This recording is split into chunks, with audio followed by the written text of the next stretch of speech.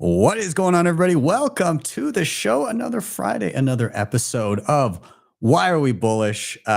First one in the new year. So again, happy new year to everybody. I hope you all had a great one.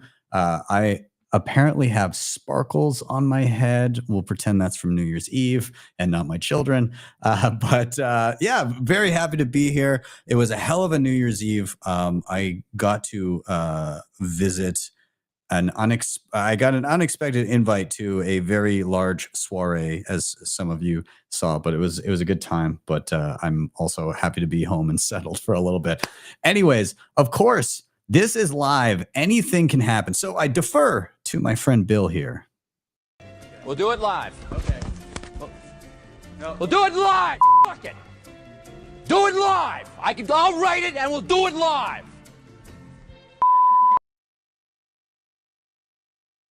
If you have not already, please do like, subscribe, share, all those things. They help a ton getting this content in front of more eyeballs. I'm Ben with the BTC Sessions. This is your daily session.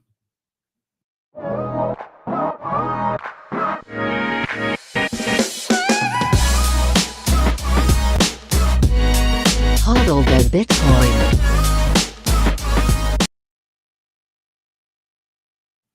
All right, so let's get right to the thick of it. This is Why Are We Bullish? We're going to bring in our panel, two-thirds of them right now, but hopefully we'll be joined by the final third in a moment. But I want to welcome to the stage John from Bitcoin Day and Danny Condon from Blockware.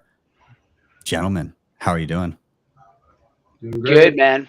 Happy New Year. Happy New Year. Everybody. Indeed. We may be joined by another in just a moment. I'll intro when he gets in here. But let's go ahead and give some brief intros for the gentleman on stage. First, John, can you give yourself a quick intro? Who are you? What do you do? Well, I go by 3 or 4 different names and wear that many hats. But right now, I am most focused on the Bitcoin Day event. So I'm the producer of the Bitcoin Day events. And we have Bitcoin Day Naples coming up on January 18th. That is exciting. I saw the list of speakers. It looks absolutely stupendous. So very excited for you. I'm sure you're absolutely flustered right now as it comes around the corner, but sounds like it's going to be a good one.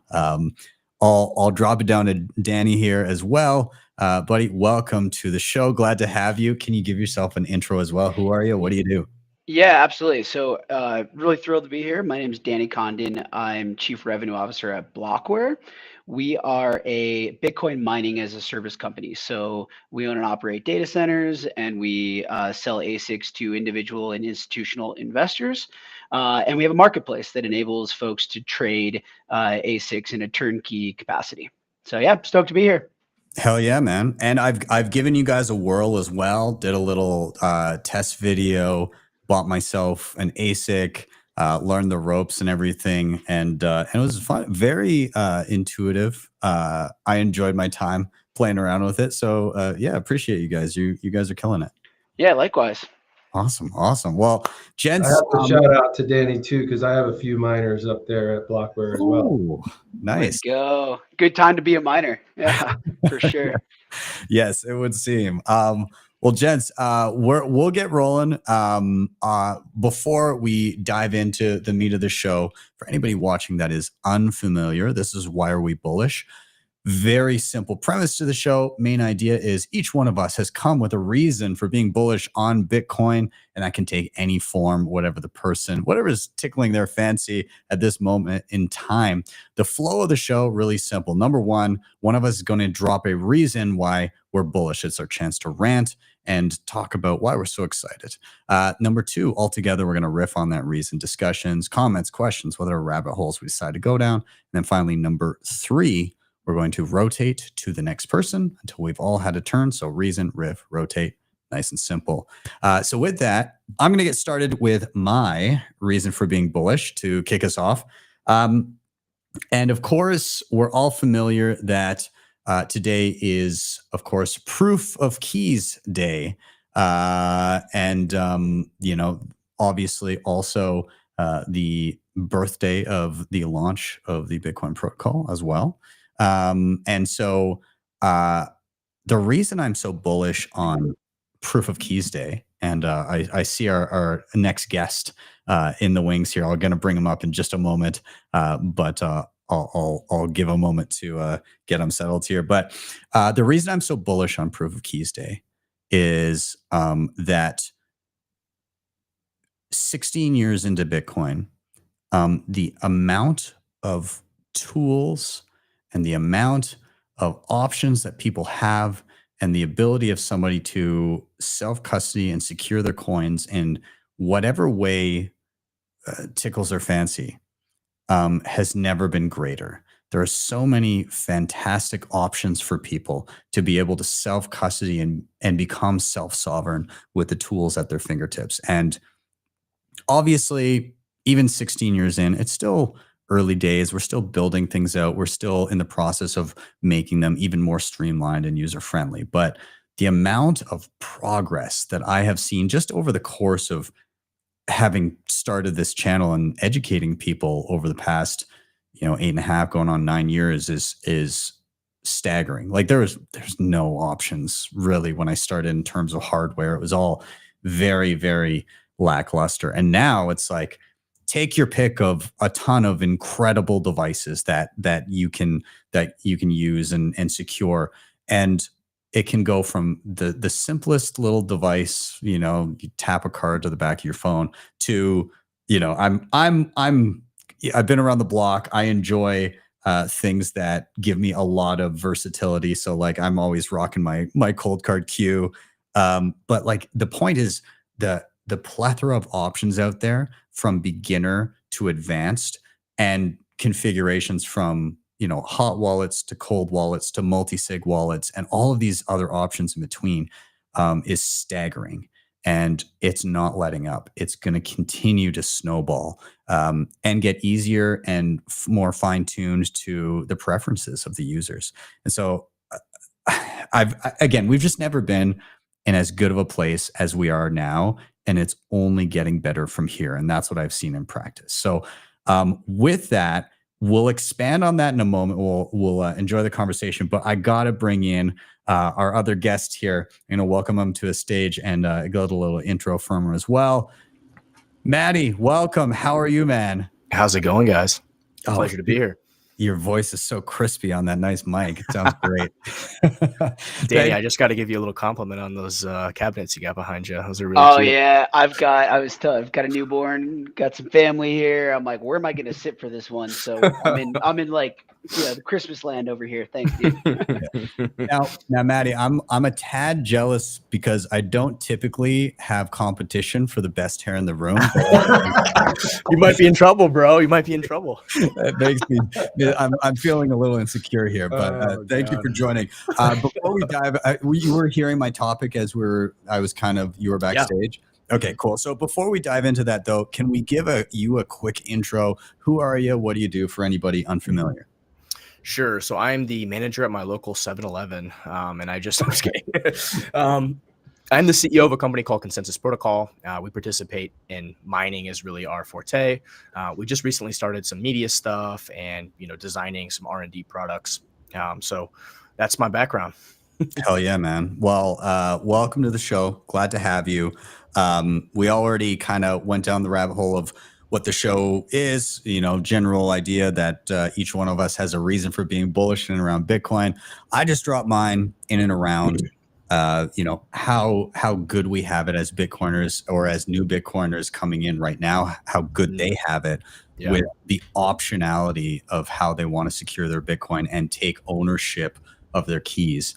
And so I'm just going to toss it out to the panel at large and whoever wants to dive in first.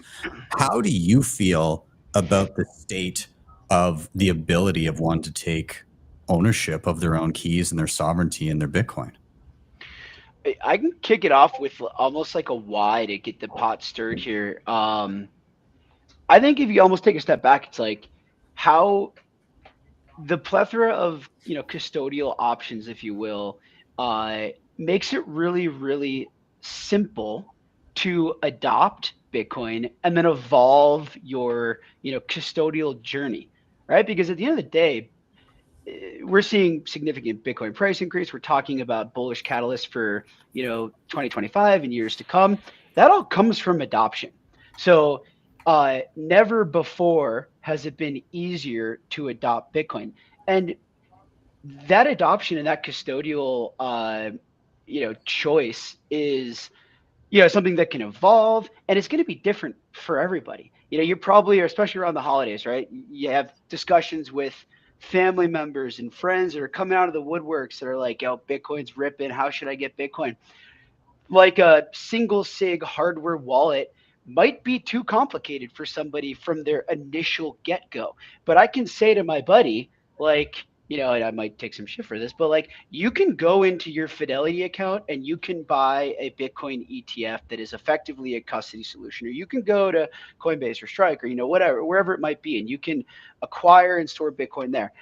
You can get XYZ hardware wallet, right? So I think I'll hit it from like the why that's important, because it enables adoption. I had a conversation with a friend yesterday who's not particularly financially astute, that does pretty well, and is like, all right, I'm missing out. How do I get Bitcoin? I gave him the whole spectrum, and he's like, okay, I'm just going to start in the simplest possible way. And he hit me up today. Bitcoin's ripping. He's like, dude, it's epic. I'm in the game. Let's go. So I think that it's just so cool how many how fast the space is evolving, and then the tools that people have to diversify their custodial solutions and just get in the game. Yeah. Yeah. And I like what you said, and that, there's us as Bitcoiners and myself as a Bitcoiner, I have a grand vision of like where I would love people to get to, but I can't impose that on a person as their initial interaction with Bitcoin. That's just not how education works. Like you're not going to make fun of a kid who's learning the alphabet for not being able to read The Sovereign Individual in its entirety on day one. And you shouldn't at least make fun of an individual for stepping into Bitcoin and going on an exchange and getting a little bit and then being like, okay, what's next? That's fine. The most important part is that we set people on a path where they can and they're ready to be as self-sovereign as possible with the tools at hand, and that they just start moving in the right direction. Because if they're greeted with a wall of knowledge that seems insurmountable, rather than starting down that path, they're just going to turn right back around and go out the other door. So you need to give them breadcrumbs and lead them down. And not everybody will reach the end of the path, if there even is such a thing. But the further you can lead them down that, the more successful you are. And I think the way you do that is little bits at a time. We didn't all get to where we're at in a single leap. It took us baby steps along the way, and I think that's super important. Yeah, I really like the idea of different types of custody for people, right? Have different risk buckets, different profiles. So I think the ultimate answer is, hey, you want a little bit on Coinbase, you want a little bit in an ETF, you want to have your self-sovereign funds as well, right? But they all present different risks, and ultimately you want to be fully self-sovereign, but at the same time, if something happens, you have a stroke or a brain accident, or you get hit, you have a boating accident, whatever it may be, right? You want to have or you get, somebody comes to your house to rob you, whatever it may be, you don't want to have all your eggs in one basket, right? So there's different risks that come along with having custodial Bitcoin, and there's also risks that come along with having non-custodial Bitcoin. So it's important to diversify. We try to educate, we have John helps me with our local Bitcoin meetup here. And, we educate people to, obviously we want them to be self-sovereign, and we help them with their ledgers or their, different devices, their cold wallets. And there's something extremely powerful with being able to remember 12 to 24 words and being able to just have that in your brain and be able to go anywhere in the world and take all of your, a lot of your wealth with you, right? But there's also risks to that, right? A lot of people we see that are coming in that we've taught, and I've told 15 times, hey, these words are your Bitcoin. When we set up ledgers with people, we make them sit there and read every little aspect of that, because I don't want to get that call 6 months later saying, hey, somebody messaged me and they said they were going to help me repair my wallet, and they asked me for my words, or I downloaded a fake ledger app or a fake Trezor app or whatever, and I just typed in my seed phrase, and all my funds are gone, right? So there's risks associated with any type of custody, but the optionality at the end of the day is key. Yeah. I think the main reason we see a lot of those types of scams, like the phishing scams, where people are trying to extract that information, it's just everything is so new, and we're so used to, in a world where everything was babysat, where everything was, take personal responsibility for every other aspect of your life except money. Just leave that with somebody else the entire time. There's no way you can manage that yourself. That is being switched, but because it's in a digital realm, people don't associate it the same way that they would with cash, but they should. Yeah, they right? really should. And the analogy I use is like when people come to the Bitcoin meetup and say, hey, I lost 50 grand, or I lost 100,000, or I lost whatever, I gave these seed words. Is there any hope to get it back? And I basically explain to them that it's the equivalent of going to a gas station and, somebody asking if they can have all of the cash in your wallet, that they're going to be right back and give it to you. Like, do you think you're ever going to see that person again? Probably not. Right. So then they're like, oh, they really, that kind of clicks for them. But I think until somebody really experiences that, and really, I hate to say it, but you almost have to, unless you're incredibly intelligent or astute, you almost have to pay for your education at least once, right? So you really get it. For so many people, that's the case. And it's sad, but with anything else you do in life, I mean, you educate yourself, and you have to pay for that education, whether you go to school or whatever, right? Yeah, it's the price of tuition, like you said. There you go. That's a tuition cost. It's a tuition cost. Yeah, exactly. John, I'm curious to get your thoughts as well. Well, all this reminds me of my, Bitcoin origin story. I think everybody has the origin story where they heard about Bitcoin and learned about Bitcoin and then forgot about it. And my origin story is similar. When I first learned about it, I had no, I tried to figure out, how do I get this Bitcoin into my custody? How do I buy it?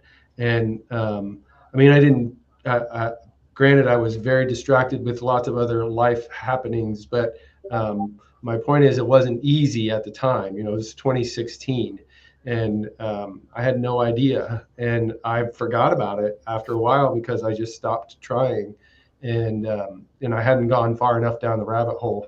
And so the evolution of the products and services that are available to make that easy for other people to onboard now is, like you said, it's very important. And I think the easier that it gets, the quicker everybody's going to onboard. That's pretty an obvious statement.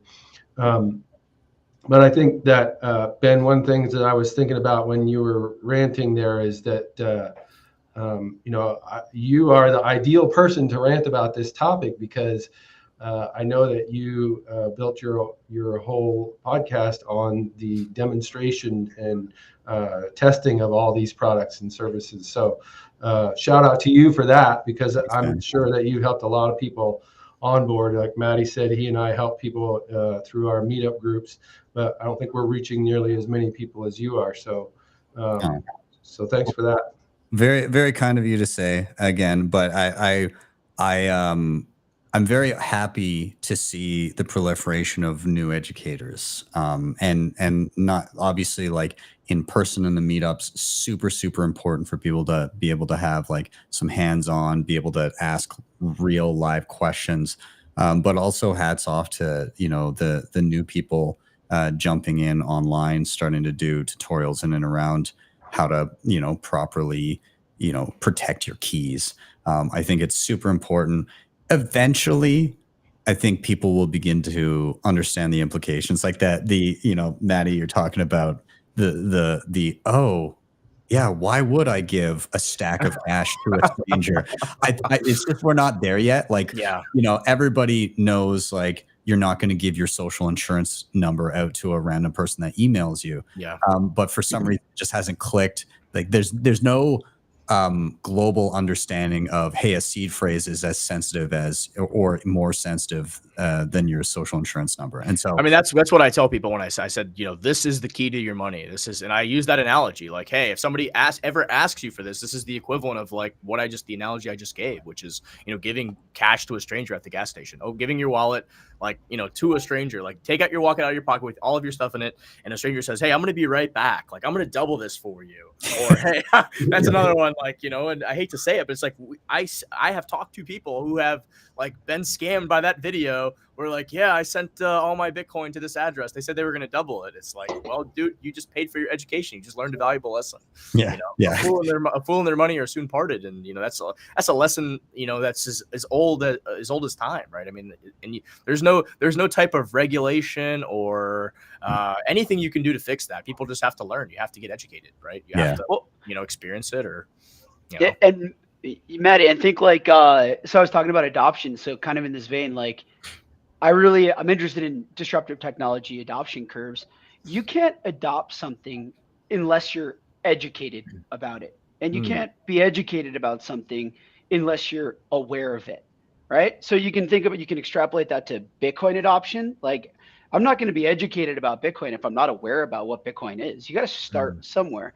And that same thing happens in custodial, you know, solution adoption, in my opinion.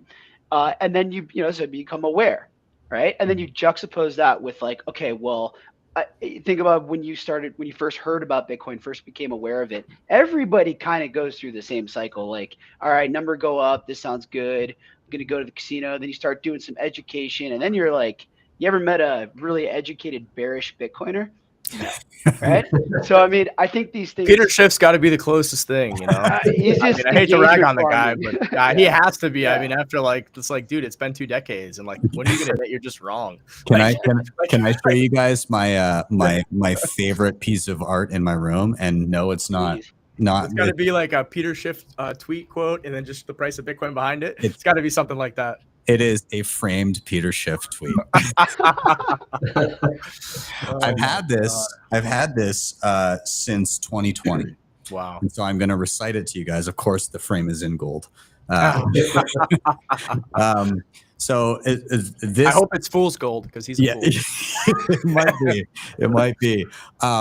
Now, this has yet to fully pay off, but it's already paid off. Like, there's levels to it. And so like, it's like a fine wine. It is aging so well.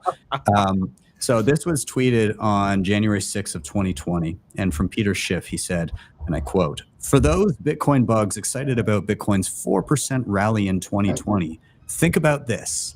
Hashtag gold is also up by about the same percentage this year, only with significantly less downside risk. If this is the best rally hashtag Bitcoin can muster, how will it ever hit 50K, let alone $1 million?" Even put a number to it, man. It's just waiting for that future egg. I mean, I just want to know, like, what is it going to take for him to be like, you know what, I was wrong. Like, this actually, like, you know, Never. I don't understand it. It just doesn't make sense to me. It's like, he's more stubborn than my wife, man. I mean, it's crazy. I mean, it's like, dude, you just keep saying the same thing over and over again for years, and like the market just tells you you're fucking wrong over and over and over again. Like you're literally missing out on the best performing asset in all of human history. Yes, but as long as why? I mean, it's silly. As long as he says it with conviction, people will believe him and follow him and buy his gold. I mean, I think I don't understand it because there's still a use case. There's still a case for gold. I mean, the case for Bitcoin doesn't remove the case for gold, right? Gold has value. It's an industrial metal. It's one of the oldest monies of human history. You know, it still has certain characteristics of money. I mean, you know, gold is still decent. It's still worth having in a portfolio. I mean, you don't have to, you know, rain on someone else's parade or another parade just to sell your parade. It doesn't make sense. It gets him lots of clicks. It gets him lots of attention. Yeah, I mean, that's really at this point. That's right now. Yeah, that's true. That's true. Yeah, it's funny. Well, gents, again, I guess we'll put a bow on this topic. But in general, you know, it's never been, when it comes to the tools that one can use to secure their own coins and become self-sovereign, we've never had it better. It's never been easier. Of course, there's plenty of room to grow and make things simpler and more accessible. But damn, it's a good time to be a Bitcoiner, and it's a good time, if you haven't already, to partake in proof of keys, or at least begin the steps towards learning about self-custody and seeing what tools are out there and available for you. But with that segue, we are going to do a rotation here to our next guest and our next reason for being bullish. Before we do, I'm going to give a quick shout out to sponsor the show, and we're going to give away some sats coming up next. So everybody in the audience that has their Lightning wallets ready, get ready, because the first person to scan the QR code on the other side of this little break will get to snag the sats from everybody else. So we'll be back in just a minute here. Bitcoin Well is the best place to be buying and selling Bitcoin in Canada and the US. And now with Bitcoin Well Infinite, it's also the best place to be making large buys at their OTC desk of over $50,000. Their white glove service gives you fast transactions, no slippage, and the lowest fees. You can scan the QR code on the screen or simply head to bitcoinwell.com/btcsessions to sign up today. And you can share your own personalized referral link to earn commissions. CoinKite has been in the game for years, creating hands down the best and most secure hardware when it comes to securing your Bitcoin. The Cold Card Q is an absolute powerhouse and my daily driver, and it's ideal for newcomers and advanced users alike. The Tap Signer gives you a low-cost, user-friendly option for those just getting started or for convenience when traveling. You can head to coinkite.com and use code BTCSessions for discounts, or simply scan the QR code on the screen to get started right away.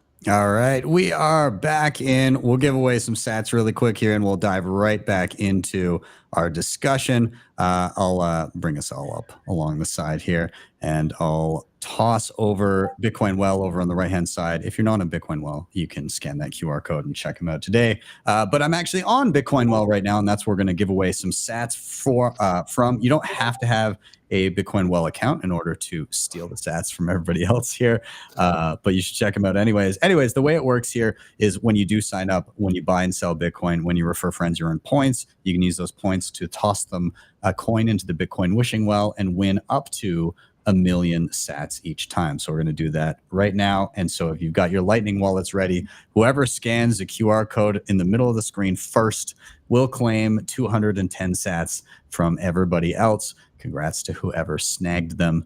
And yeah, let us know in the chat or in the comments if you were the one to grab them. But with that, I'll get this off my screen. And John, I'm going to toss it to you next. I'm going to queue you up with the same question everybody gets. Why are you bullish? Okay, well, this may sound cliche, but it's true. So I am bullish because of the people in Bitcoin. All the people that I interact with on a regular basis. I've never been involved in a community with people that have such integrity, intelligence, and drive, and the will to make the world a better place. So that just, keeps me going, keeps me excited. It's why I love to plan these events, because I love to bring these people together. And, at the events that I've created, I know that there are an infinite number of connections that have occurred from that. So it kind of just one person meets one person that they never met before at a Bitcoin Day event, and then they go out and they tell another person that they met that person, and then just like, the whole network effect. And the Bitcoin network is nothing without the people to use it. So I think that people, that's it. I love it. I love it. I mean, it's as good of a reason to be bullish as any, and in particular, in and around the meat space, like actually seeing a physical human in front of you that appreciates Bitcoin as much as you do. When you haven't experienced that and then you do, it is life-changing, because you have that moment of, oh, thank God I'm not crazy, or at least I'm crazy with other crazy people. Yeah. And that's an exhilarating feeling. Like, that's so true. That's why I love the live events so much more than all the online stuff that happens. A lot of us are living several hours a day on X and YouTube and podcasts and all that. And, you can forget that there are lots of other people. In fact, there are more people in the world who don't know what Bitcoin is and don't understand Bitcoin than there are that do. And then you get sort of stuck in this echo chamber.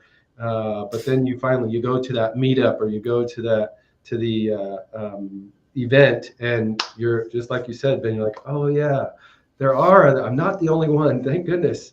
Yeah. It's also, it can be tricky too, because when you're this excited about something, you want to talk about it to the people around you. But let's be honest, like friends and family, they're more comfortable to shut you down. And so you're much more likely early in your Bitcoin journey to just get large rounds of, I don't want to hear about it, man. Like give it a rest. And that can be deflating in the least. But when you get in front of somebody who not only is excited about what you have to say, but then reciprocates, it's like, it's a drug. Yeah. It's a drug. Yeah, totally. And this conversation is reminding me, I don't know if you remember ever meeting me in person, but we did. I do. You do.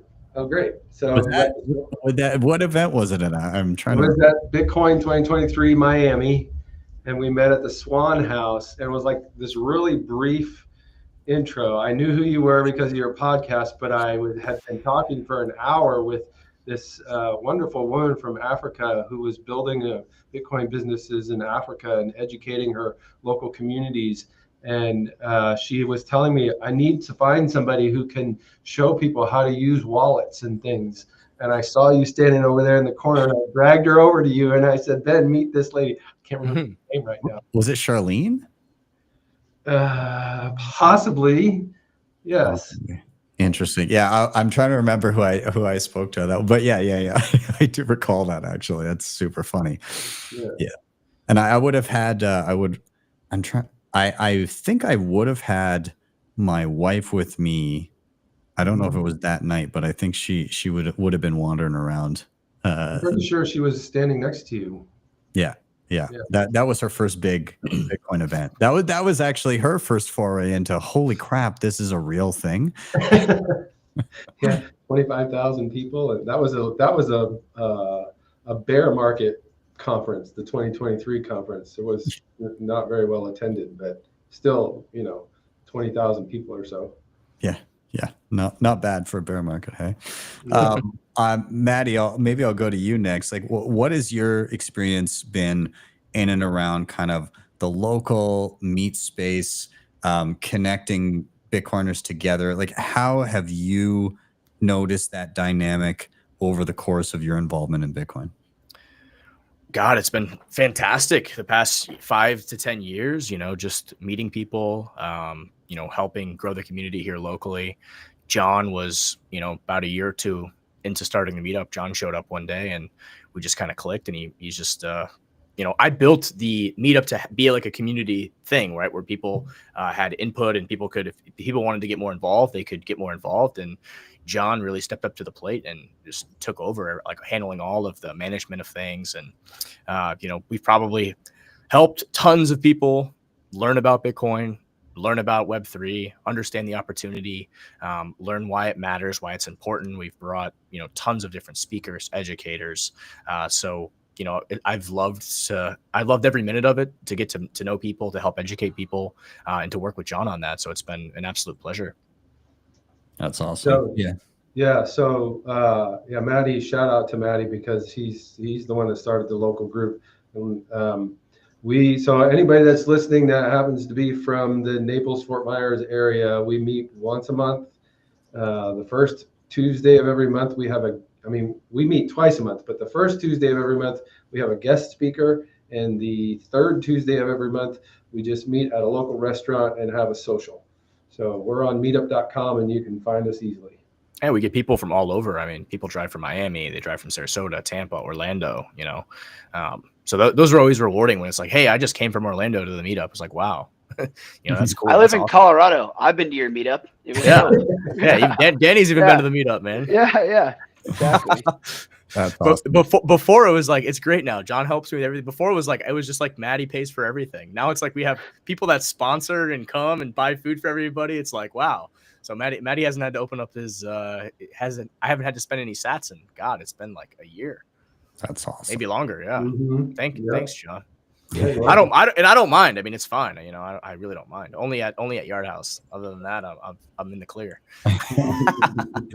It is wild how, I mean, to me, it makes sense. It is wild how people will make these pilgrimages to get to these types of events, to rub shoulders with other Bitcoiners and create relationships. Like we just had an event prior to Christmas here in Calgary, and so we do a local market. So we're doing like the whole circular economy thing here. We've been building it over the past year. And we started with just the local Bitcoin meetup, and we said, hey, like everybody here, you all think that Bitcoin's better money. You all earn dollars and then exchange those dollars for Bitcoin, and you all have some sort of skill or business or service or whatever that you can offer. Why wouldn't you cut out one of those middle steps and just like accept Bitcoin directly in the local community here? And why don't we come together a couple times a year to do that? And so this last event that we had 40 merchants come together for a market. And it wasn't just like, hey, like here's like a Bitcoin hat and like a shirt and stuff like, and like, Bitcoin related merch. It was like, no, there's farmers coming in that have like beef and chicken and eggs. And there's tradesmen that are like plumbers and roofers and people who can do your floor and all this different stuff. There's personal trainers. There's, all these different goods and services that are like day-to-day, like quasi necessities for people. And that was kind of the goal for it, is to start building that out. And not only that, but we had people that are starting to come in from across the country. So like from Calgary to Montreal is a 5-hour flight. And we had somebody come in from Montreal. We had somebody come in from Toronto, somebody come in from Edmonton, 3-hour drive away, Vancouver, Kelowna, like all these places from around the country. And Canada's huge. Like it takes a long time to get anywhere. And yeah, I was just astounded by the amount of effort people put in to like get to this thing. And it's kind of only growing. And so again, it's just like exemplary of the passion that people have to make these things happen. And it's super exciting. I want to toss it. I don't want to ramble too long, so I want to toss it to Danny as well, and kind of get your take on the topic at hand. Yeah, I think the last word you used was what was in my mind here. It's passion. So why is the community, why are the people, why is it so great, right? To kind of opine on John's, bullish point. I think it's because of how passionate folks are. Well, why are they passionate? Because Bitcoin is something that is, it's worth, for lack of a better term, being passionate about. And it's about, the further you go down the rabbit hole, the more passionate you get. And there's lots of different like caves, tunnels in the rabbit hole. So it's not just like, sometimes we talk about, getting in like an echo chamber of sorts, but I actually think that there's a lot of diversity of thought within Bitcoin, and there's a lot of passion that people bring, to the broader, consensus around, Bitcoin's global viability, again, for lack of a better term. But it's so interesting and beautiful and unique to see how passionate Bitcoiners are. And it just goes back again, to bring this full circle around that whole adoption curve. It's like, you can't adopt something if you're not educated. You can't be educated if you're not aware. So what we, have always tried to do at Blockware is provide, significant education resources. We're a Bitcoin mining as a service company. That's how we're a for-profit business. That's how we make money, and we empower others to mine Bitcoin. But we have a huge, media and research arm. We provide a lot of insights. We just came out with our 2025 kind of market prediction report. We have a newsletter that we put out every week. Like, the community just feeds so much quality alpha into the ecosystem that it enables, so much potential to learn and increase that passion, which is just beautiful. And it's compounding, right? So I totally agree. I mean, I think like the people are epic, and that people make a community, and communities are what drive, forward progress. And I think Bitcoiners like very proudly play a part in contributing to the community that they care about, which is really unique and special. Yeah, I love that. George, I saw you in the comments. Welcome to Naples if you're here with family. Our local Bitcoin meetup name is Naples Bitcoin and Blockchain Meetup. Cool. Yes, I did see that, and then I was like, oh, maybe they're not talking about the upcoming event. It's clearly the specific meetup. But yeah, that's awesome. But January 7th. January 7th at the Courtyard by Marriott on 41. Oh, we're going to be at a new location. 7 p.m. Yeah. All right. Cool. We're upgrading our facility a little. Wow. All right. Nice. Love to hear it. Well, yeah, I mean, I think that, I guess just to kind of put a bow on this one, it's self-evident that Bitcoiners are starved for social interaction and like they crave it, and that great things come of it, right? The fact that there's so many different events and meetups and communities and even like circular economies popping up around the world, and that people are willing to spearhead these things themselves and just take the initiative and have a if not you then who attitude about it, just speaks to, again, the same word I'm going back to, the passion that everybody has for this. And I don't think it's gonna let up. I think that the best thing somebody can do if they're looking at this right now is one, see if there is an existing local meetup or a regular event that you can attend and go there and meet the people. And if there's not, then you should probably start one. And yeah, sure, maybe you know, it's you and some other dude having coffee for a little bit, but then it will gradually grow. And I think these local initiatives are, again, some of the most important work that an individual can do if they're not sure how they're going to fit into the Bitcoin space. You know, just start getting people together, and sparks fly when Bitcoiners with different skill sets enter a room and start discussing things together, because you never know what can be built from that. So keep it up, keep rolling, and yeah, keep those events coming. Yeah, can I just give a couple quick pieces of advice? Most meetups that I know of, most Bitcoin meetups are listed on meetup.com and on Orange Pill app.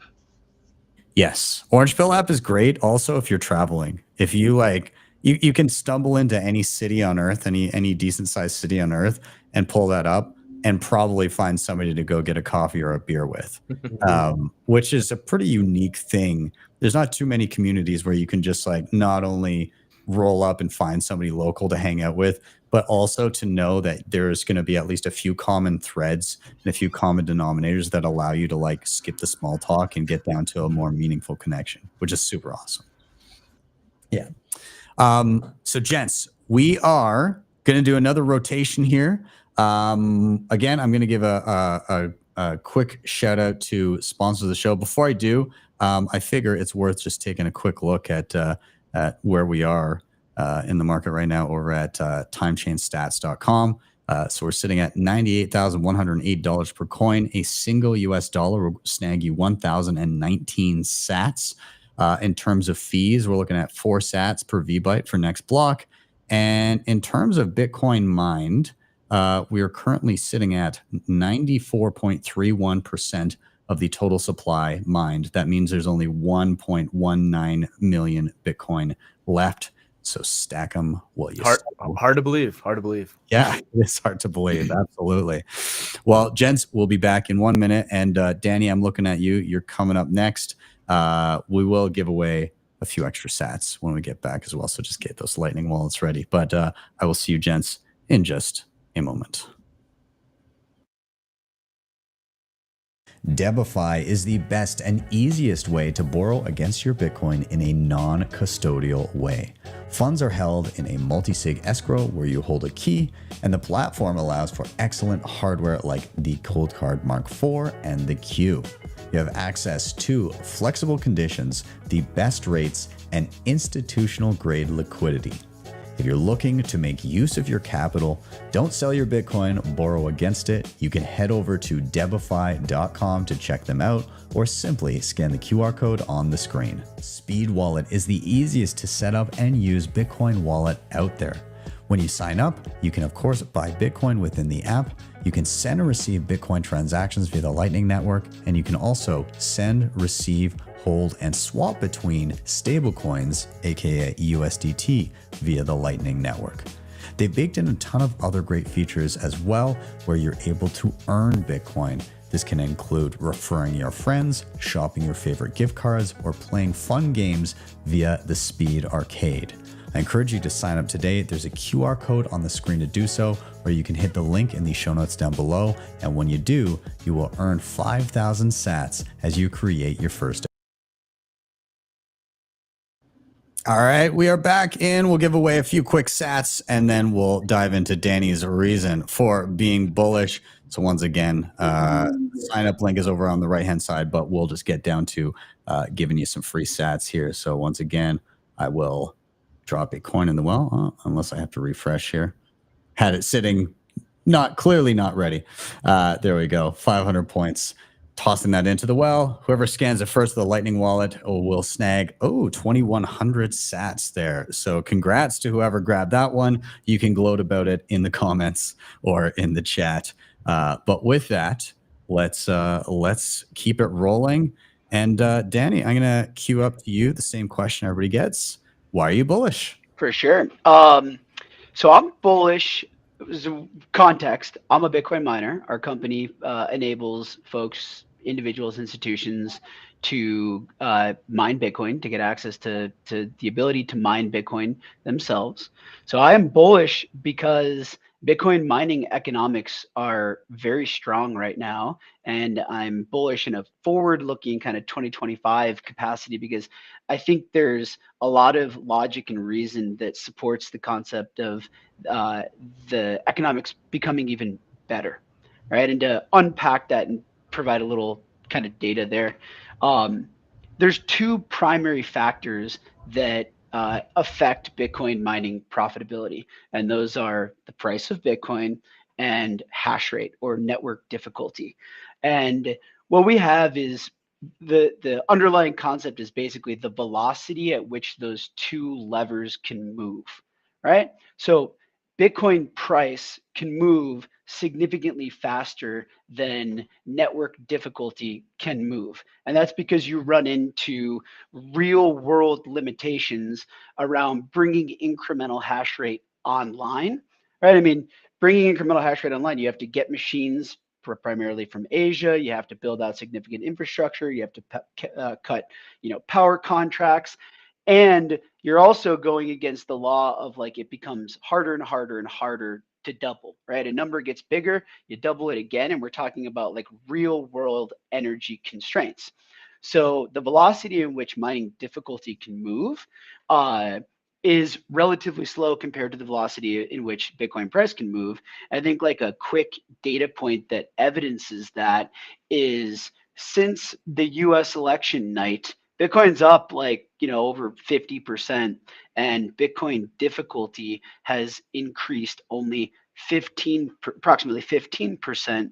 And that's after a record high 6 consecutive positive difficulty increases, right? So it's just showing what that looks like. And now as I look towards 2025, why am I bullish about Bitcoin mining in 2025? I think we have significantly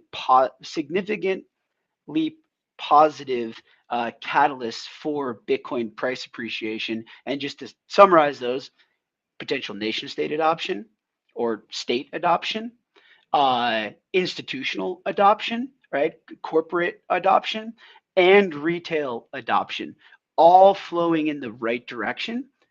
And therefore, I think, that velocity is just going to significantly outpace the velocity in which Bitcoin difficulty can move. So it's a great time to be set up as a miner, and it's a great time on a forward-looking basis to be a miner. So I spend a lot of time in this world. We write a lot of research, put a lot of alpha out there around Bitcoin mining economics, macroeconomics, on-chain economics, and that's what I'm bullish about.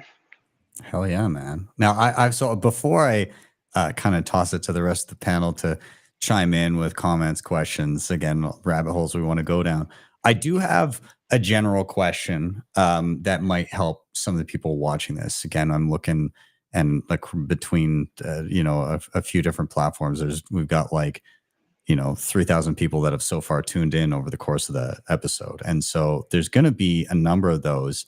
My stuff, while being educational, mining thus far for me I've always felt it's my biggest blind spot, and I've had very little interaction with it beyond some of the entry level, like basic stuff that one might do in their educational journey. Tiny cheap devices just to kind of as learning tools. I obviously tried you guys out when it came to like a hosted device, things like that. But my question to you that may be helpful for others is, where do you think somebody should start their learning journey when it comes to mining? And how does that relate to maybe where they are located, and the expendable capital that they've got at their fingertips versus like what they're trying to accomplish, whether it be education or whether it actually be turning a profit, or maybe it just be making some money back for heat or something like that. What's Sure. the dynamic there?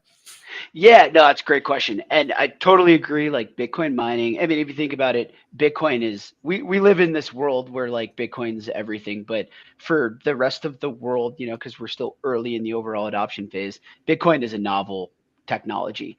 And Bitcoin mining is like an even more novel derivative of that novel technology. So I totally respect that it's can be a little daunting. So we ask ourselves that same question. It's like, how do you educate folks? Where do you give people a place to start? So you don't just have to try to jump in the deep end. Blockware, we created, it's called Blockware Learn. So you can go to blockwaresolutions.com. You can check out Blockware Learn. It's a module-based, free education course that takes you all the way through a little bit around like kind of what is Bitcoin, so we can put it in context, all the way to the deep end of like how to choose different hardware models, so on and so forth. So as far as looking for, a quality resource that you can just start to get educated, I would highly recommend checking that out. Great starting point. Awesome. I like that. Yeah. That's a great point. Definitely go to use that resource. And then after you've used that resource, I recommend going on eBay or some, website and just buying an older used miner, an S9, something like that for a couple $100, $100, $200. Sometimes you can find it even cheaper. And then you have that device shipped to you. You actually see, feel, realize, try to plug that device into an outlet, right? A 220 volt outlet, hear that thing scream in your garage or wherever, and get an idea of how to set up a wallet to that. So like, that's kind of like, you're not going to be profitable at your home with that, but you might spend $2 a day in electricity and it might make $1, in Bitcoin to a wallet, right? That's fresh, non-KYC Bitcoin that you're receiving daily, right? And then after that, you can go to Blockware's website and you can go to their marketplace and buy, a new gen, miner, and you can see, I have to pay the last security deposit. Here's what I'm going to pay. Here's the market price. I got to set up a pool, and you kind of learn all these different things, and you realize, this is what it's all like. And then once a month, you got to pay your hosting bill. So you got to send Bitcoin from that wallet to pay that bill, that electricity rate. So you kind of learn all this stuff, and then when you're ready to deploy serious capital, you can call our buddy up here, John.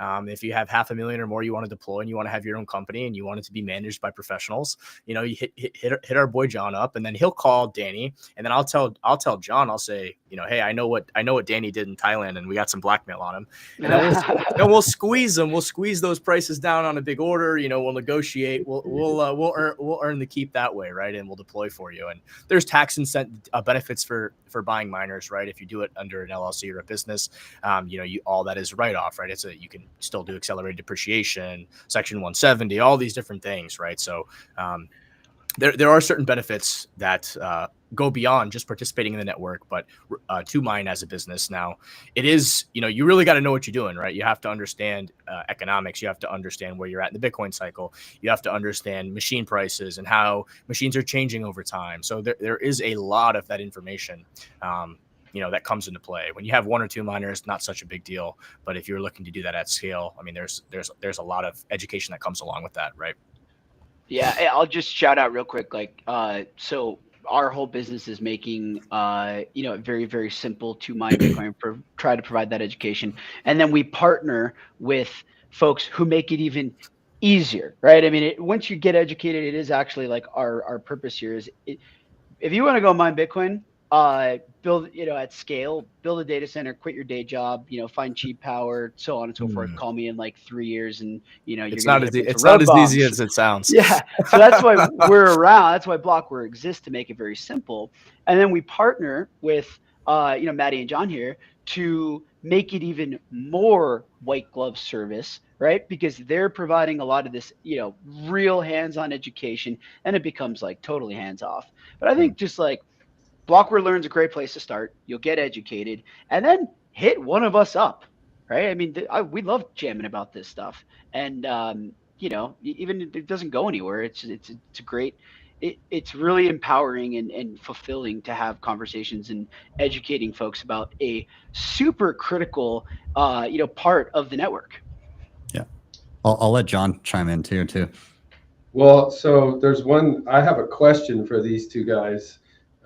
Somebody in the comments was talking about a BitAxe tutorial. I know that the BitAxe is like, you plug it into your USB drive in your computer, and you're like, it's a totally playing the lottery, way random. You're not, but I think you can connect the BitAxe to a pool. So that part of the learning curve, there's a little bit of a learning that you can get from buying a less expensive device. Am I right about that? Yeah, no, absolutely. You can absolutely fiddle around with that and play with it. And it's a cool little kind of niche toy / product, and little lottery ticket, if you may. Maybe, once every 5 million years, you'll hit a block of Bitcoin. Yeah. Sadly, we're not here for 5 million years. So you're just playing the lottery, right? Which is still cool and fun. And I think somebody actually did hit one. One of those actually hit. But, there's been a few, actually. There's been a few, really. Wow. Yeah. So I think with the BitAxe, it's been twice, and then there was one using a future bit that hit a block as well. Wow. Super cool. Now, obviously, again, you're not buying one of those devices because you're planning on making a profit. Like when looking at, so I've covered a fork of the BitAxe called the NerdAxe. I did one on the Brains mini miner. And then I also did a video on repurposing an S9 into a space heater. And so those are kind of the 3 forays, other than, of course, covering Blockware and like a hosted mining situation. But when it comes to the first 3 things that I mentioned, the way I would look at those is, first and foremost, it's a really cool and accessible way to learn about mining and just kind of like get your hands dirty a little bit and just see like, okay, so I've got this little device and it can mine, but how practically does that work? Like, how do I link a wallet and a mining pool and all of that? Or if you're going about it in the way where you just want to kind of like roll the dice and play the unlikely lottery of mining a block, which has happened a few times, but just don't bank on it as the reason for buying. You can at least learn those steps and kind of see it play out. And now when you have pools allowing for lightning withdrawals and stuff like that, if you do want to see it kind of like plop into like a lightning wallet, that's a possibility as well nowadays. So you can, while you're not going to be making a profit or anything like that, it's a really cool way just to learn and start to figure it out. And then if you get hooked and you're like, oh, I want to do this on a bigger scale, then that's where you can continue down your learning journey and go on from there, right? Like there's lots of accessible ways to kind of just dip your toes in, is what I'd say. I totally agree. Yep. Yeah, and the beauty of one of the beautiful things about the Bitcoin network is that you can mine with a BitAxe, with 1 miner, with 3 miners, with 5 miners in your garage, in the shed, or you can go to scale and be like the Maras and the Bit Deers and all the public miners and mine with thousands and thousands of of computers all at once, and we need all those. The Bitcoin network needs all of those different types of mining operations to help secure the network and prevent there from being a single point of failure. So your question was kind of really a big question, like how do you learn about Bitcoin mining?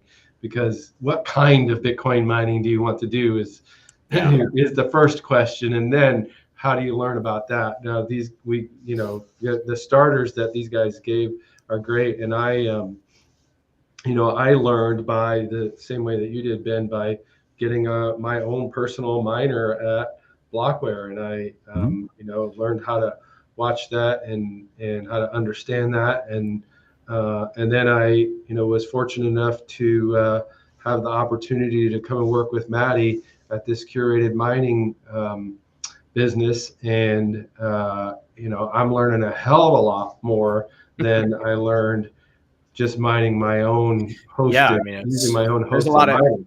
There's a lot of hands-on stuff, and you just got to learn by doing. And there's all these little areas, and being in the underground groups and having all the connections and the networks, and it's something you have to build over time. And it just it's still a very novel, Wild West, cutting edge of technology. I mean, you're in the cutting edge of the cutting edge, right? I mean, it's cool. I see Bitcoin Kendall, her comment up there. Setting up an S9 with me was how my 70-year-old mom finally understood mining.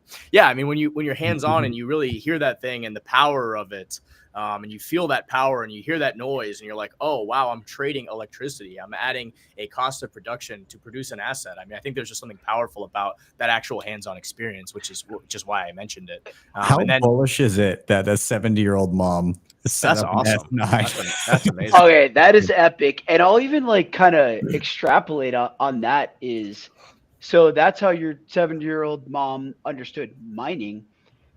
When you understand mining, and especially at that granular of a level of seeing one of these machines crank, as Matty, Deb is her name. Shout out Deb.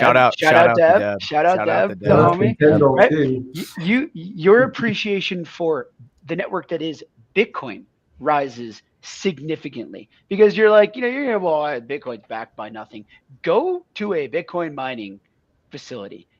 Go to Kendall's mom's house, Deb's house, and go check out this S9. You're gonna be like, Kendall, you're about to have a bunch of nerds showing up at your mom's house. People can find it by the noise. And there's 800 exahash. So that S9, for context, is 9 terahash. So that's too much math for me to do, with a 4-week-old child that's been keeping me up. But extrapolate that out by a bazillion, and that's what's backing the Bitcoin network, right? And that's a bit of a loaded statement, but you really get a exceptionally strong appreciation for the staying power of Bitcoin when you understand mining. So it's worth, at a minimum, whether or not you actually mine, understanding the impact that it has is something that I highly recommend for everybody. Yeah, I agree.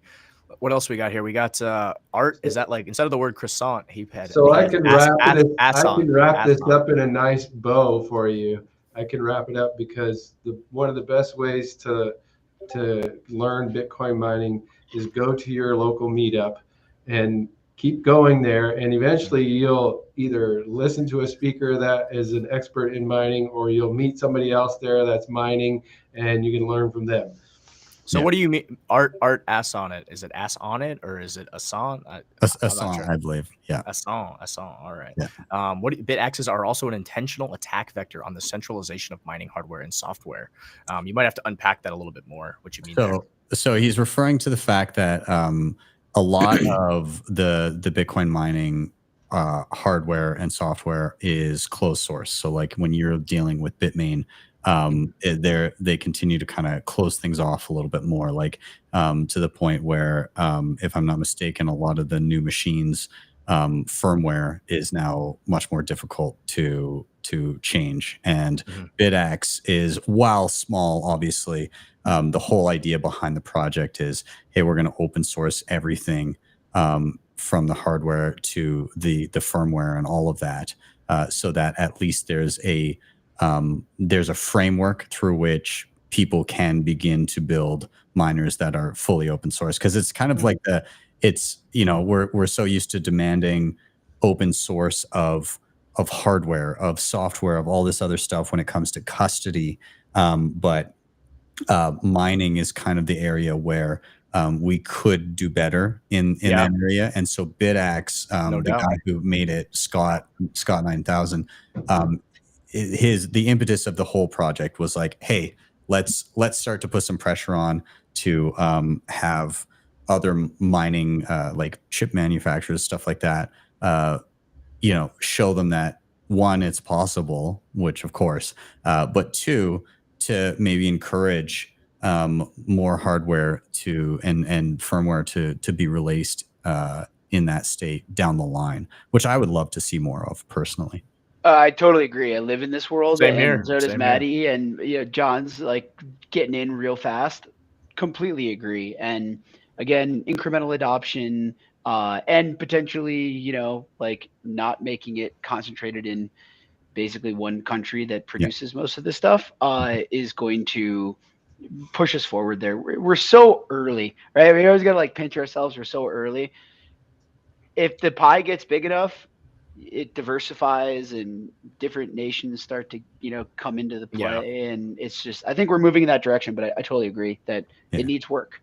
I love the attention that's being called to it. I think is the big takeaway. Yeah. So we have 3 people that are involved in the chip manufacturing coming to Bitcoin Day Naples. One of our sponsors is Scout Energy, and they have 2 representatives coming to talk about their innovations in ASICs. And then Jackie Price, one of our speakers, is also a consultant for a chip manufacturer, a US-based chip manufacturer. So if you want to learn more about that, come to Bitcoin Day Naples. Awesome. John, where can people find the page for the event? Bitcoinday.io. Perfect. All right. So if you're in the area, you want to check it out, you probably should head over to bitcoinday.io. Awesome. Well, I guess we can kind of put a final bow on that one as well. I guess the just general takeaway, I feel like people should get curious and dip their toes in and start investigating. Reach out to Danny or anybody here, and they can help you on your education journey as well. If you just want to tinker at home, you can check out the few tutorials that I've done. I do have one again on Blockware that you can check out, or if you want like a little bit of hands-on with a small device just to kind of see how it works, then you can find. I did NerdAxe, I did an S9 space heater, and I did the Brains mini miner, and those are all like weekend projects where you can just kind of play around and you're not going to be making any sats out of that, but unless you hit the lottery, but you can at least. I mean, I'd rather play the lottery with a Bitcoin S9 than a BitAxe personally. Just that's fair, and you get some heat out of it too. So it's kind of like you get a little bit of reimbursement on your electricity there at the very least because you're repurposing the heat. So yeah.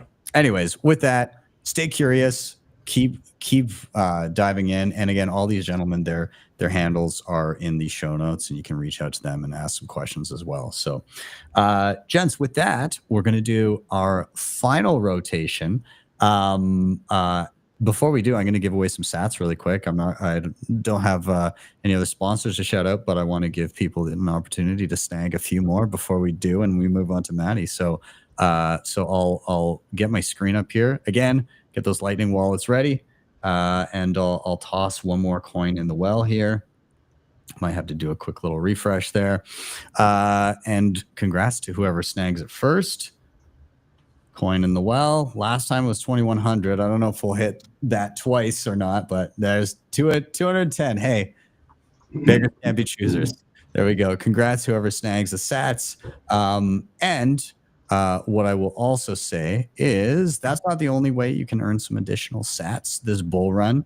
I have a team over at my company, Bitcoin Mentor, and so we are Bitcoin educators. We do like one-on-one walkthroughs with people when it comes to self-custody, hardware, multisig, running nodes, all that kind of stuff. And so I've aggregated a team of just like absolutely incredible people. And so one, if you find yourself in a jam and you're a bit of a Bitcoin Luddite, maybe you've hit that point in your journey where you learned a few things, but you're wondering about leveling up your security, then you can always reach out and book a session with us there. But more importantly, if you want to earn some sats over the course of the bull run, as you have friends, family, and acquaintances getting curious and asking for your time, if you don't have the time or the skills to be teaching them, you can sign up with the QR code over on the right there to be an affiliate. You'll get a special link. You can just plunk it into your social profiles or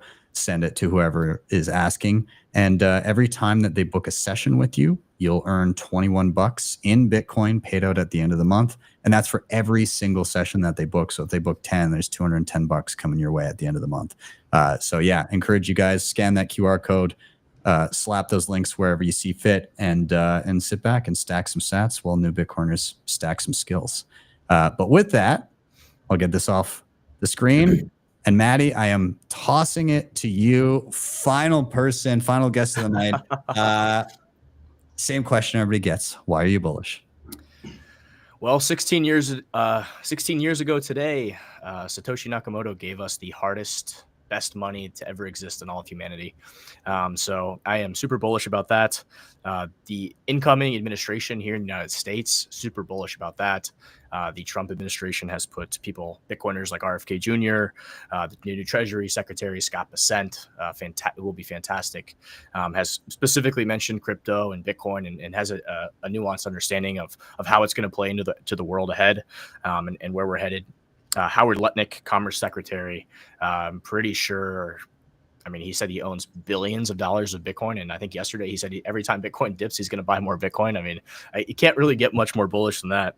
I'm a huge fan of the All In podcast, and David Sachs has been appointed the crypto and AI czar, and I've listened to his comments over the past, 3 to 4 years about how bad the current administration was, what they were doing behind the scenes, and how the industry has just been under attack as a whole, whether you're Bitcoin only or you're Web3, whatever. I mean, it's just been an absolute onslaught behind the scenes, from the SEC, from the choke point architects and the OTC and the FTC, all these different little organizations. There's so many 3-letter organizations, it's hard to even keep up anymore. I mean, just absolute insanity, right? So that brings me to the next, point, which is Doge, which is with Elon and Vivek to kind of cut back on a lot of this bureaucracy, roll back regulations, give clarity. I mean, I think people are underestimating how bullish they should absolutely be here. At the same time, we've got, treasury adoption, whether it's companies like Michael Saylor or Simler Scientific or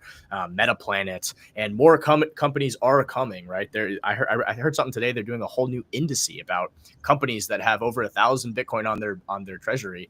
And it just makes sense, right? If you want to protect your purchasing power over time, why would you hold anything other than Bitcoin, right? The best performing asset in all of human history.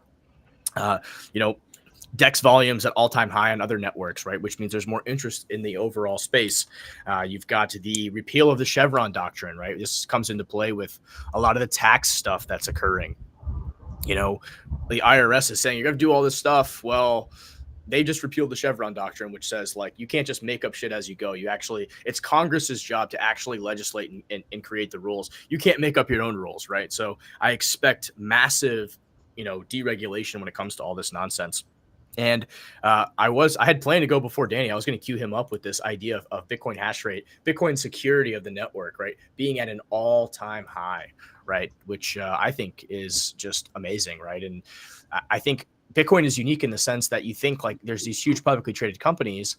And I looked at a stat about a year ago, and I think it said that actually the Bitcoin network, those huge publicly traded companies were actually, their share of the overall Bitcoin hash rate was actually going down, which I found to be amazing. It was okay, well, what does that mean? It means small and medium players own the majority, or they're increasing their share relative to the huge, centralized, huge publicly traded miners, right? So I think that's super bullish for Bitcoin too.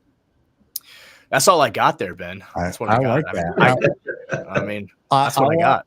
I want to go down that again, the rabbit hole. You were listing all of the people in the new administration, that are, and also what a clusterfuck the last administration has been, and it's been very clear, they are outwardly, loudly antagonistic to everything. At one point, they proposed they were trying to push through a 30% tax just on mining. Like, Yeah. I mean, like I that would literally, I mean, it's so anti-American. I mean, I can't even, put my fingers on it. Like, imagine if they just said, okay, we're not going to have AI data centers. We're going to put a 50% tax on AI data centers or 50% tax on this. I mean, it just goes against, everything that America stands for. So, I mean, like, that is like, being fearful, like, oh my God, if they put this through, like, I'm going to go out of business. Like, all of my machines are going to get sent to Russia or Yugoslavia or, Paraguay or Mexico or wherever, right? It's like, dang, that's like having that existential dread,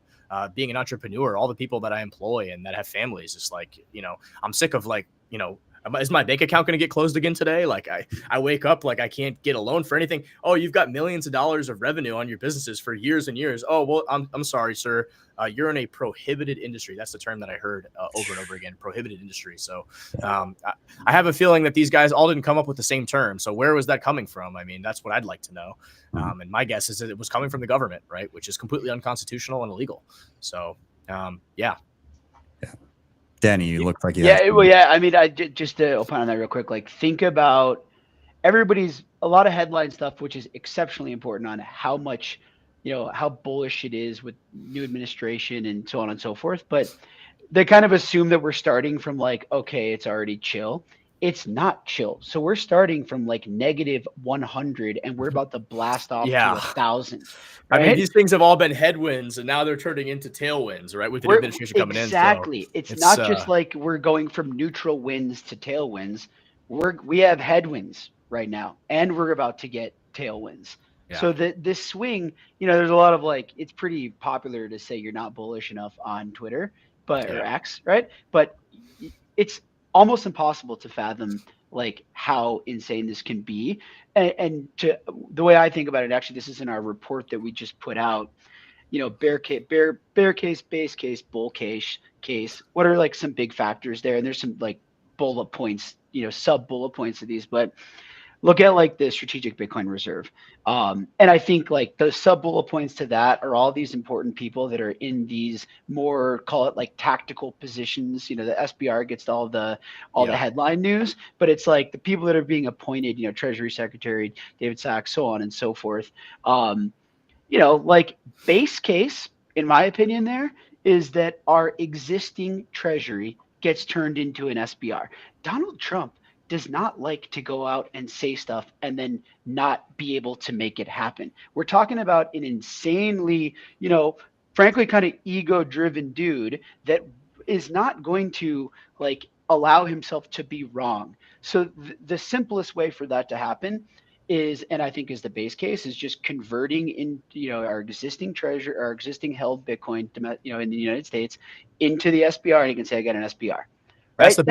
That's the base case. That's the base case. The bull case is that we just accumulate like crazy, and you can't even fathom the second and third and fourth order effects. I'm going to take the over on that. A lot of people disagree and think that, it's not going to be that easy. But my inside sources within the government have told me that the votes exist.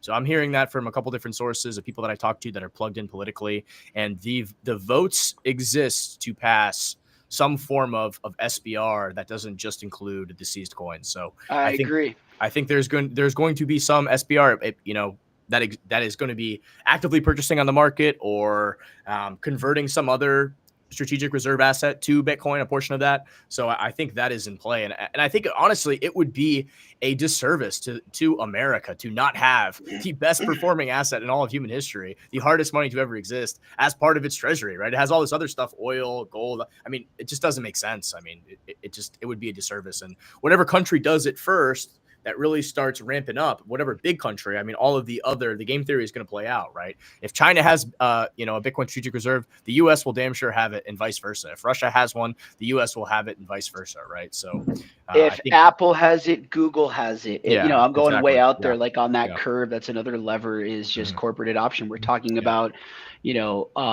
companies of all sizes. Obviously, MicroStrategy gets a lot of headline because they're doing pretty, incredible adoption. I really think nation states, I mean, I think, and I posted this on X a while ago, it was like, I think nation states are really going to help the world understand this idea of absolute scarcity, like what absolute scarcity really means, right? Yeah. I mean, it's again, There's no issuing new shares. There's no printing more. And I think most people just don't understand that, because that's just, the grift exists in so many different areas of life, whether it's a stock issuing more shares, or whether it's, government's printing more money, It doesn't occur in nature, so it had to be engineered by humans, and that's what makes it so. But even in nature, gold so is like the hardest difficult money to ever exist. Yeah. And gold still can be found in nature, right? I mean, it's not absolutely scarce. Elon will probably have a bunch of Optimus robots up mining an asteroid in about 10 years. So, the supply of that could be inflated. The beautiful thing about this, and I'm like, number one, I'm not keen on the idea of governments being able to print fiat and buy Bitcoin with it. Like, obviously there's an unfair advantage there, but what I am keen on is the game theory that plays out afterwards, where, like you said, the US gets a strategic reserve, Russia's next, China's next, or vice versa. And what ends up playing out there is, when you have nations that disagree and dislike each other owning the same scarce asset, it also means that the efforts of an individual nation or group of nations to try and fork and change the protocol to their benefit is greatly reduced, right? Because what's going to happen? Who's going to go with USA coin or Russia coin or China coin when the rest of the world was like, we adopted this because all the other money was able to be controlled and co-opted and politicized and censored. We adopted this to get away from that. Who's going to go to the new fork of the censored coin? Like, none of the world, other than the one nation that has an interest in doing it. So, like, as soon as this kicks off, my bullishness on the protocol actually being even more difficult to screw with goes through the roof, which it seems counterintuitive. Oh, governments. But again, like, the main point here being is that the world's nations very seldom agree on anything. And so that's our strength here. And that's awesome. Yeah. So well said. Yeah, well said. I would summarize it by saying that the game theory of nation state adoption encourages collaboration, cooperation, and peace between nations. Yes, absolutely. It's the incentives are there to work with your neighbor rather than trying to coerce them into doing something they don't want to, or to attack them. It doesn't fix everything, but it aligns this incentives in a way that should reduce that type of behavior at the very least. Yeah. What I'll do here is, if anybody has anything that they want to tag onto this topic before I segue into kind of our final thoughts here, feel free. Otherwise, I'll dive into that. So, does anybody have anything else they wanted to add here, or are we good to put a bow? Great piece to read if you really want to go down that rabbit hole of kind of what you started, is Bitcoin as a Trojan Horse for Freedom by Alex Gladstein. Fantastic article. One of my favorite of all time. And you can read it in about 5-10 minutes, and it's well worth every minute of that read. Yeah, 100%. Gladstein is very articulate and awesome. And again, happy to have him as a mentor of mine and work alongside the HRF in various capacities, which is, they just do such good work. But yeah, highly recommend. Well, gents, we'll put a bow on that one, but we're going to start rounding out here. And the way I usually like to finish up an episode is to do just a quick round of, if you have a final thought, throw it in there. But more importantly, a recommendation that you might have for people watching. And this can come in any form. Maybe there's a piece of content you want them to check out. Maybe there's a device or an app or something that you think is cool that people should check out. Maybe there's just a piece of general advice you wish you'd had when you started your Bitcoin journey that you could impart on people, a movie, a podcast, whatever it may be, but something you'd like to direct people towards that you think could be useful for them in their Bitcoin journey. And So my recommendation is going to kind of piggyback on this the political talk that we were just on, and so I guess what I'll say to kind of frame it up is friendly politicians when it comes to Bitcoin are nice to have. It's a nice thing. I can't complain when we have an actively hostile administration on the way out and we've got a much more favorable one on the way in. But also, try not to treat that as, okay, great, we're in the clear. As an individual, as a company, as a whatever it may be, this is the time where we have potentially, I mean, I'm in Canada, so we still got a dipshit in office here, but he's on his way out, so it's fine. Either way, when a favorable politician happens to gain office, then treat that as the gift of time. And what I mean is the gift of time to, one, learn about tools that can protect you from an actively hostile administration.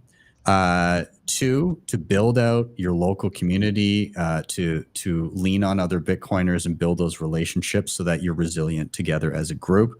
And three, if you're a developer, if you're some sort of a builder in the space, to build out stuff that is resilient to top-down pressures and much more difficult to regulate out of existence. Bitcoin, the protocol, was that upon inception in terms of it was designed not with the idea of coming out and saying, hey guys, I'm making a currency to compete with the US dollar. Is that cool? No, it was launched. There was no asking for permission. And then the world just had to grapple with the fact that it exists.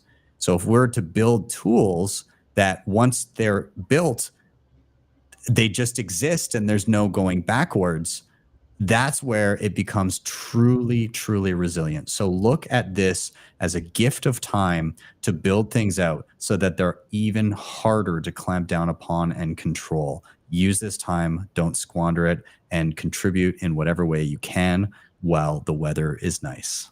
And so I'll cap it off with that. I'll send it over to John. John, do you have any recommendations for people watching?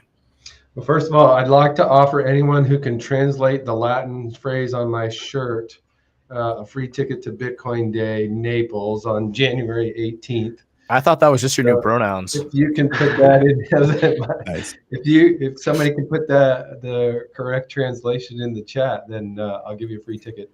My advice is attend local events. I said that earlier. That was my bullish reason, is people. Get to know the people in your local community that are fellow Bitcoiners and learn from them. There's so many people out there that are doing so many interesting things, and everyone learns from each other, even if it's, hey, I bought this ledger yesterday and I'm not sure how to hook it up, and a person next to you says, oh, I got mine hooked up 2 days ago. I can show you because it's fresh in my mind, right? So those kind of connections are really important, and that's what our Bitcoin Day events are all about, is making those connections, and our meetups are all about, is making those connections. So get out there and meet people. Hell yeah. Awesome. We'll toss it down to Danny as well. Any recommendations for people? Yeah, I'm going to go like kind of content route on this. I mean, we talked about mining a bit. So, and to your point, Ben, earlier, I think is spot on. Like, I think probably most Bitcoiners, which is a small fraction of most humans, don't really know like anything or much about mining. So I'd kind of encourage you to just learn. And I'd encourage you to go to blockwaresolutions.com. And you can hit right on the top, you click on learn.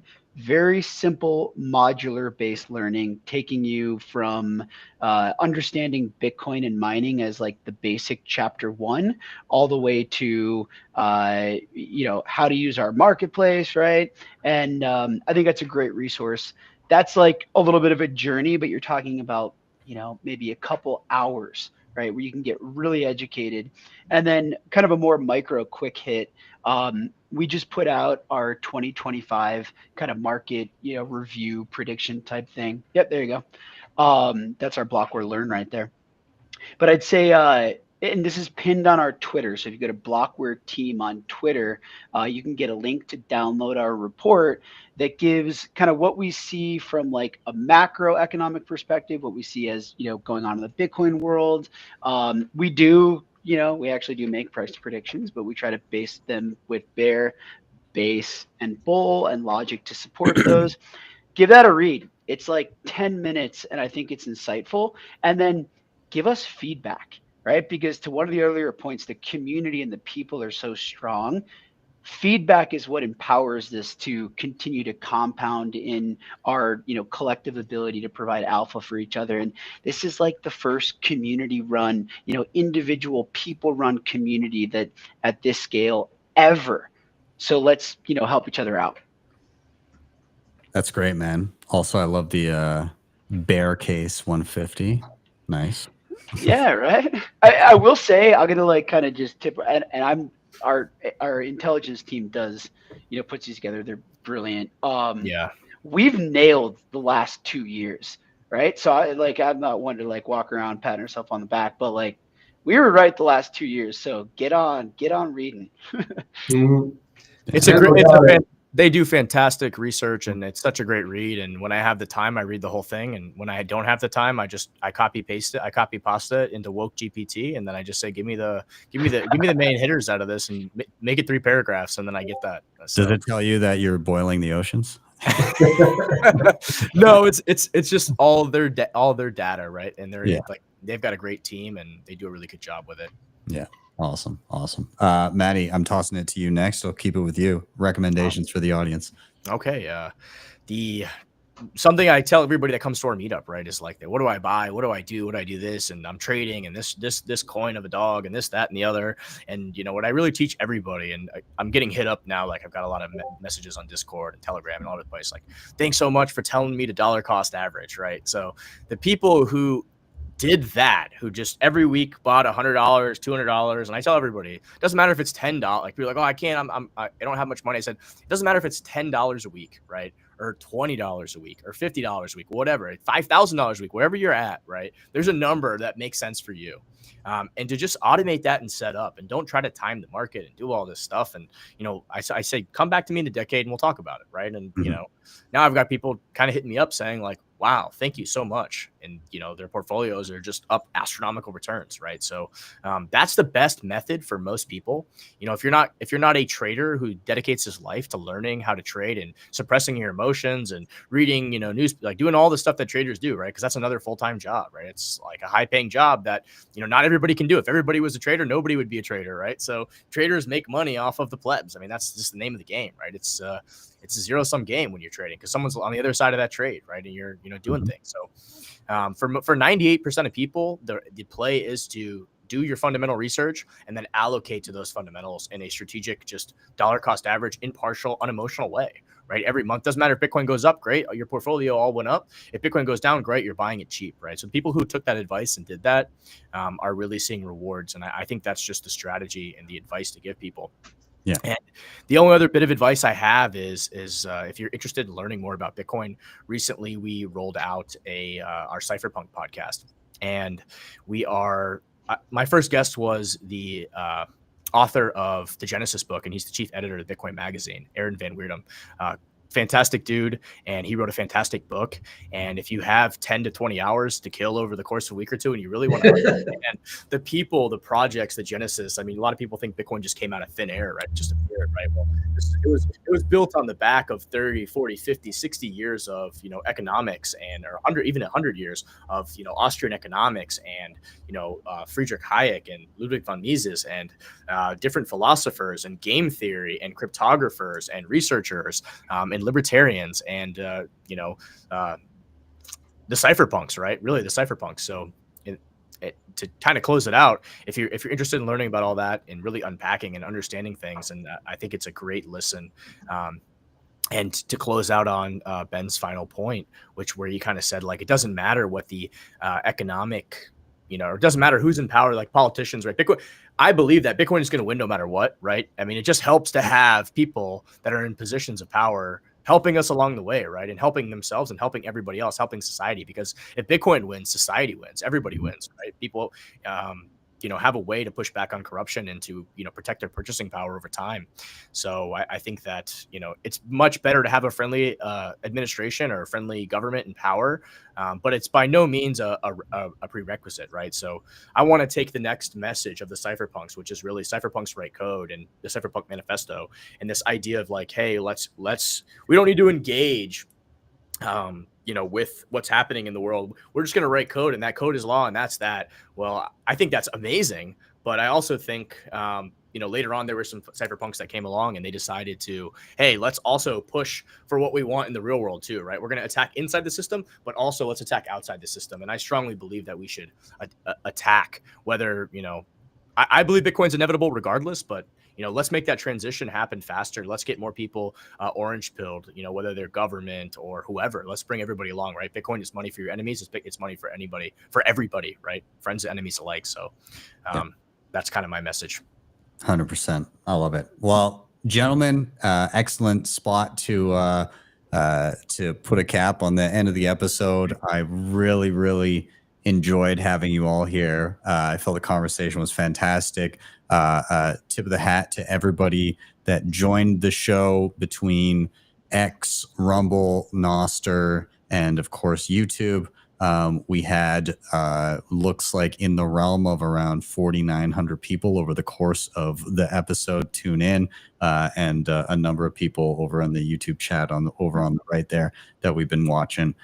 So thank you all for being a part. And gentlemen, for you guys that were on the show yourselves, really appreciate the conversation. Please, everybody, go give them a follow. They're in the show notes down below. And I appreciate it, guys. Thanks so much. Happy New Year. And you're all welcome back anytime. Happy New Year to everybody. Thanks so much. Yeah, likewise. Thanks for having us on. Awesome jam, guys. Awesome. Thanks, guys. We'll see you later. Thanks, bud. All right. And everybody, thank you for being here. Really do appreciate it. Again, Happy New Year to everybody that joined in, watched, partook in the chat, and gave this a share on their socials. Again, really, really do appreciate it. If you want to help the show, of course, like, sub, share, all those things help a ton. You can hit up the previously mentioned sponsors in the show notes down below. And of course, again, if you want to earn some additional sats through the bull run, and also help people level up their Bitcoin skills when it comes to self-custody, whether it be hot wallets, cold wallets, multisig, running a node, lightning, all that kind of stuff. You can become an affiliate over at Bitcoin Mentor. Just scan that QR code on the screen. You'll get your own special link. You can put them in your social profiles, share them to whoever asks you about Bitcoin and wants to learn. And every time somebody books a session through your link, you will be rewarded with $21 worth of Bitcoin to be paid out at the end of each month. So yeah, you can stack some sats while new Bitcoiners are stacking their skills. And with that, I'm out. Have yourselves a wonderful day or evening, wherever you may be. See you guys next time for your daily session.